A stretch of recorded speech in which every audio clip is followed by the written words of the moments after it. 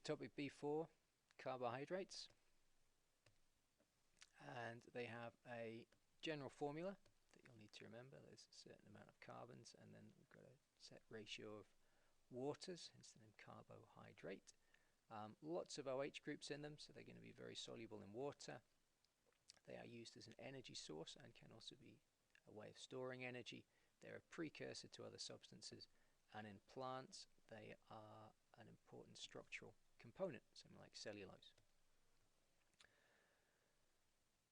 So as I've mentioned, they all have the same empirical formula, and all of them are hexo sugars, but we've got isomers of that are possible. So two types of hexo sugars are aldose and ketose, and an aldose will have an aldehyde group in it, and a ketose sugar has a ketone group in it.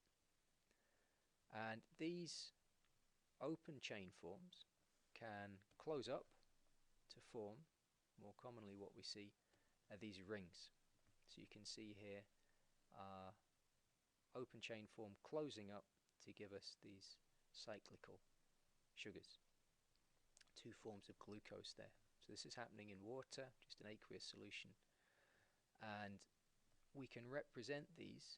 You see these funny sort of thicker lines here. This is a Haworth projection, and it helps us give a little bit of sort of three-dimensional nature to it. So if we imagine this as being more flat coming out the page to us, then you can see I've got groups above and below. There's one up there that's not written in, but there's an H under there. Poking up there, there's an H like that. So the Haworth projections help us see things a little bit more clearly in 3 dimensions.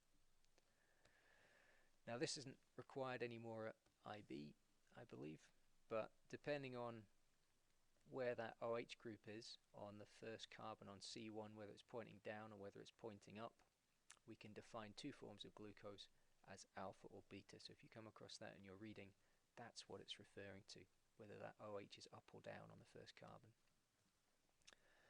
So these monosaccharides can undergo a condensation reaction to form a disaccharide, and indeed then we can go further and form polysaccharides.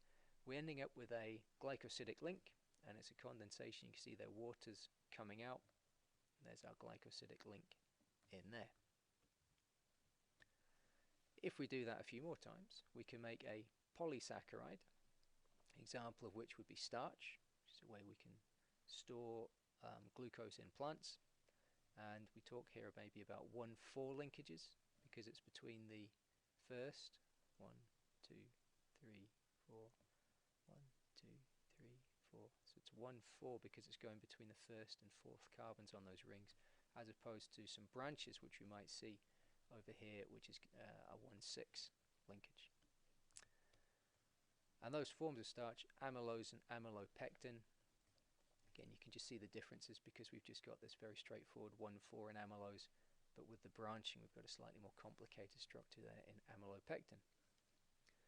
So another polysaccharide, glycogen, that's how we store carbohydrates in animals. And another storage in plants is cellulose, which because of the way it's joined up, there's a very strong structural role to play. Now in terms of digesting these and breaking them down, the polysaccharides themselves aren't insoluble, so we've got to break them down into monosaccharides first before we can move them around the body and make use of them. We're going to use a hydrolysis reaction. If you think they were made by condensation, they're going to be broken up by hydrolysis. Now something like cellulose, humans don't have a suitable enzyme to break the links within that, and so we can't digest them. And so something like that we can't digest we refer to as dietary fiber, and it has a role to play in keeping our guts healthy.